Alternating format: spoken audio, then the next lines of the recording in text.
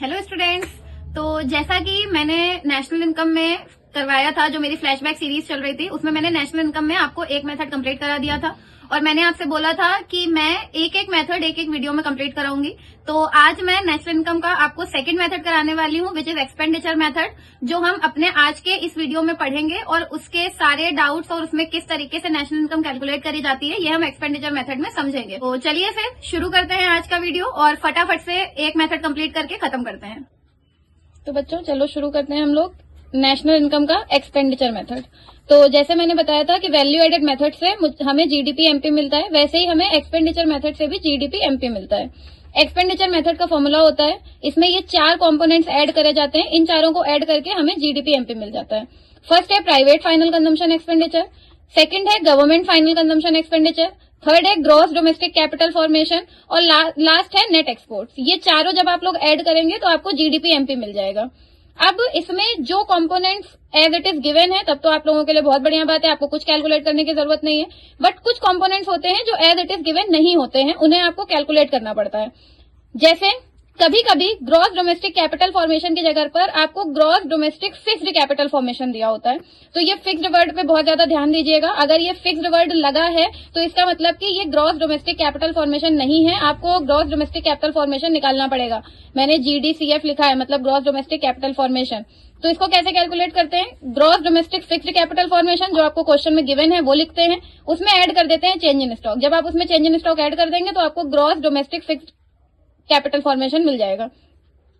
Change in stock same जैसे value added में निकाला था, क्लोजिंग में से ओपनिंग माइनस कर देंगे तो चेंज इन स्टॉक निकल आता है।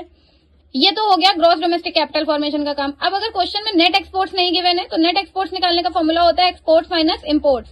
एक्सपोर्ट्स में से इम्पोर्ट माइनस कर दीजिए तो नेट एक्सपोर्ट्स निकल आते हैं। उसके बाद चारों चीजें आपको मिल गई, चारों को ऐड कर दीजिए तो आपको जीडीपी एमपी मिल जाता है।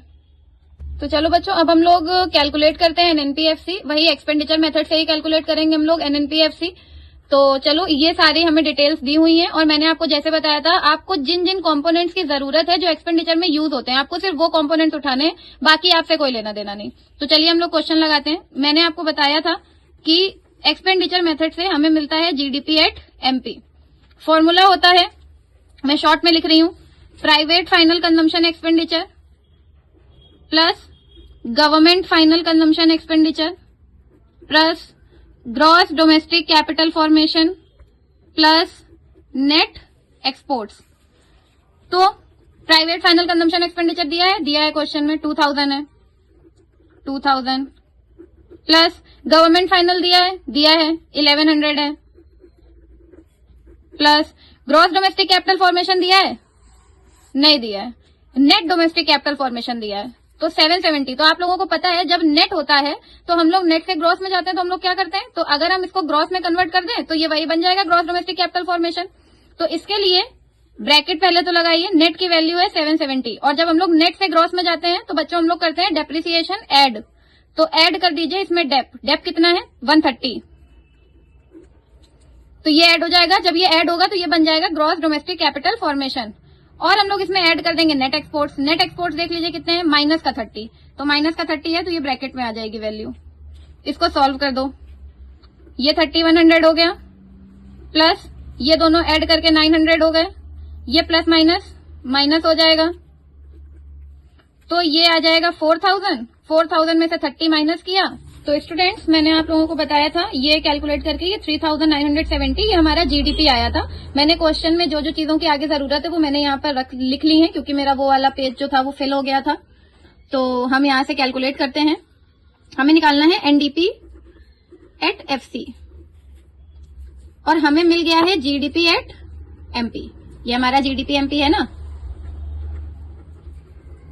तो चलिए कैलकुलेट करते हैं। ग्रॉस से नेट में जाते हैं तो हम लोग माइनस करते हैं डेप्रिसिएशन, डोमेस्टिक से क्वेश्चन में एनएनपी एट एफसी निकालना था,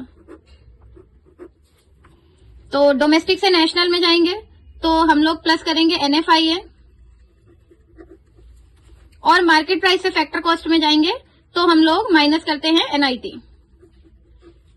तो चलिए जीडीपी एमपी हमारा आया 3970 माइनस डेप्रिसिएशन हमें 130 दिया है प्लस एनएफआईए हमें माइनस का 20 दिया है माइनस एनआईटी हमारा 120 है। तो ये पहले ब्रैकेट ओपन कर लेते हैं, 3970 माइनस 130, ये प्लस माइनस माइनस 20 और ये माइनस 120।